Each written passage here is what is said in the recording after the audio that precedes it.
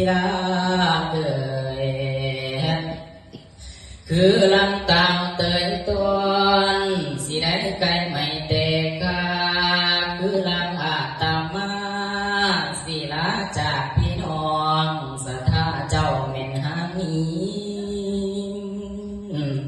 จากก่อนเดิน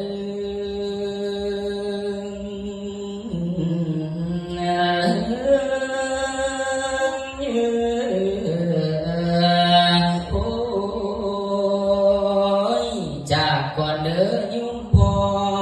ลาก่อนเดินยุ่มแม่ผู้ที่นั่งฟังเทศในมือนี้สิได้อวยหันหลังลาเดิน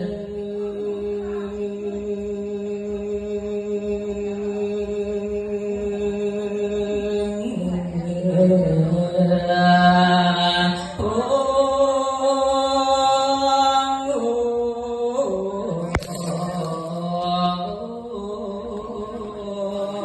้ยลาผู้นั่งผู้เถิงผู้ยืนเบิ่งก้อยขาวหัวล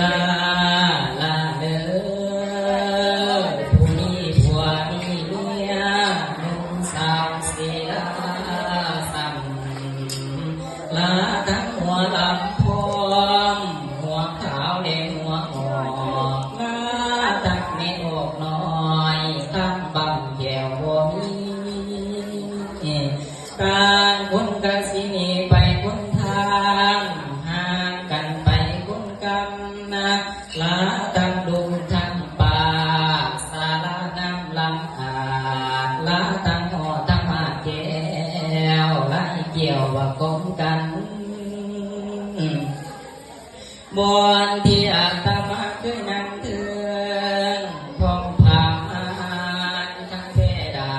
นลาตั้งขันยาซองหมู่มวลศิลาเกียง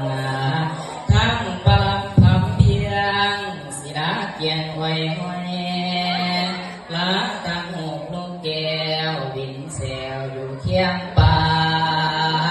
นกกระทากับแหลวแซวกันอยู่ทางใต้ลาทั้งพวงมาลัยหอยเป็นย้อยยำยางลาหูเสือหูสางแกงหอยใส่กบยาลาหูสางหูมาหูเผาเวทนางมาทีหูกันหาสาดีอันเพิ่นเขียนปาลับใบลานี้ไปวันนี้ที่หลังจังมาไม่ลาตั้งผัวหลอกไม่ขาวดัวซึ้งบานลาเผาตาลเขียนหอยสาลิกาจีกางลาตั้งป่าปิ่งย่างเครื่องกล้วยย้อนแขนลาทั้งแตนทั้งเพืองอยู่ทั้งถึงปารับลาลาทั้งยอดโซฟาบันไดแก้วไตเที่ยวลาทั้งผู้พันเขียวมวนยาเลมาก่อนลาตั้งมวนเสือน้อยบนตัวไข่เทศนาลาเลือยอดโซฟาสาราใหญ่กันเปลี่ยนลาถูกเทียนทั้งเจกันบอนก้อยเอ้ยเที่ยวไต่ลาทั้งไม่กูพุ่มพวงอันเฮียนมาเทศใส่ลาทั้งเครื่องกระยายไฟลาทั้งไม่ประกาศบอศิลาเจ้าก่อนไปลาทั้งกล้วยงวยตามฝ่าและหมูเตาล่างท้องทั้งเขาพวงกองบานอาหารเดืองลาทั้งกองเก่าพวนผสมเขาใส่น้ำยาตั้งแต่เกี่ยวบ่เคยเห็นหน้าไปมาบ่ได้แวะยุ่งเอ้ยตั้งแต่นี้เมื่อนายาสีดึงก็ให้เป็นพี่น้องไทยเดียวได้เที่ยวตอง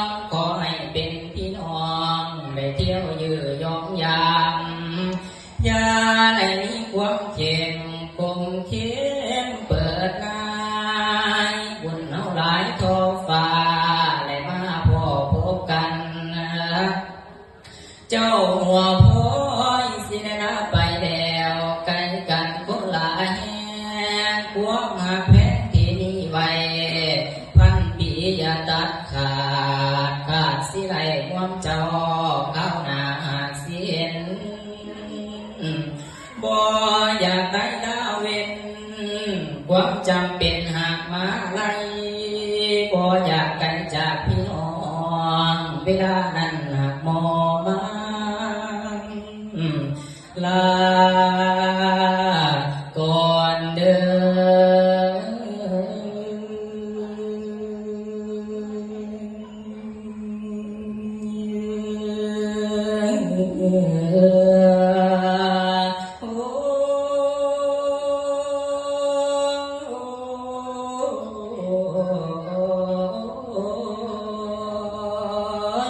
อาตมาสิลงธรรมาแก้วอาตมาสิลงธรรมาแก้วสิเป็นเป่าพำเพียงแสงสุริโตแสงก่อนลงเป็นสีเสาพวกมุสาธาเจ้าผู้ทำบุญเจตใจสังฆทานมืออื่นเสาพาเขายืนถวายเพื่อนสิสัพพิให้ยาทานังสัมเตือนเจ้าอย่าลืมอยากน้ำลงพื้นเจ้าแผ่นไตทอละนี้เพื่อนสิได้หูว่าทำบุญดอกเมเป็นสักขีพยานน้ำไหลดำแดดูเจ้าสวดสาลาเพื่อนทักเขามาตุญาปัญญาให้แก่องค์พุทธเจ้าบุญกะไรใหญ่หลวงจวนไหลขึ้นสั้นฟ้าเมืองใหญ่ดาวติงสาพวกศรัทธาก็คือกันผู้แจกทานวันนี้มีพลากุศลให้นำไปให้บุญฟ้ามีพานังปาละมังสุขังคือความสุขลาภเลือนให้ยืนมันเหมือนวัดสาก่อนสิลงวันทายพรสีสวงสนอมโยมจังว่าอีกสีตังปฏิตังสิอวยพรให้โยมทานว่าสาธุสาธุสาธุเด้อทานที่บริจาคทานตลอดทุกทานทั้งเจ้าภาพจัดงานทั่วทุกคนเสมอกันผู้ที่ทานวันนี้ปล่อยนี้ใส่กายางามกองภูมิเพศพยายตองในห้องเดือหลังพระจันทร์อายุวัตโกชีวิตยืนนุ่มให้ดาบเดือนมีอายุยืนนานฐานวัตโกฐานะสันสมบัติอย่าขาดแคลนให้มีมั่งเสียนิวัตโกสียังคงมันรู้องคุณอลังเลือยาสวัตโกยอดจงเกิดแก่ทานคุ้มฟ้าเกียรติกระจรพานวัตโกพระลำได้บ่เดือดร้อนประโยชน์ลำไพศาลวันนวัตโกสีสันปฏิวาเทปิลาเป็นปันสุขวัตโกเกศมาสักลาสุขุลาวันเบิงบ่ละหวนคบทวนควรสิเอิ้นสั่งลานเจ้าผู้ใจเก่งกาเฮียงลาก่อนสวัสดีโศกเขามีต้องเจอกันแต่ละวันเมื่อนาเมียทิตาลงไว้เอวังที่ไว้อีกก่อนเสาพักก่อนไว้ตัวนี้บวนกาสิอวยดวงโอ้ว่าห่วงอะไร ต้องจำใจต้องลาจากบ่อยากห่วงพันพาสนิหา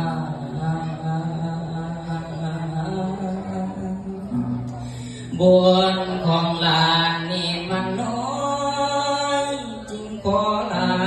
อยู่ป่าและอยู่อาโอ้โยมจ้า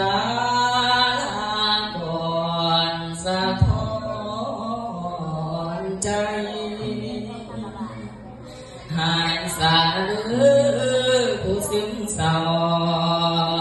เศร้าสาหรือผู้ที่ป่วยถึงสาหรือผู้ที่มาสื่อหวยด้วยหรือผู้เพิ่นทาก็ได้แล้วก่อนเดินนั่นละนาสาธา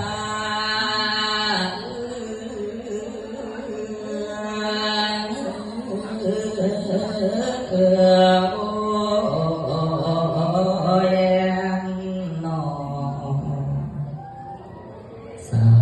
ธุ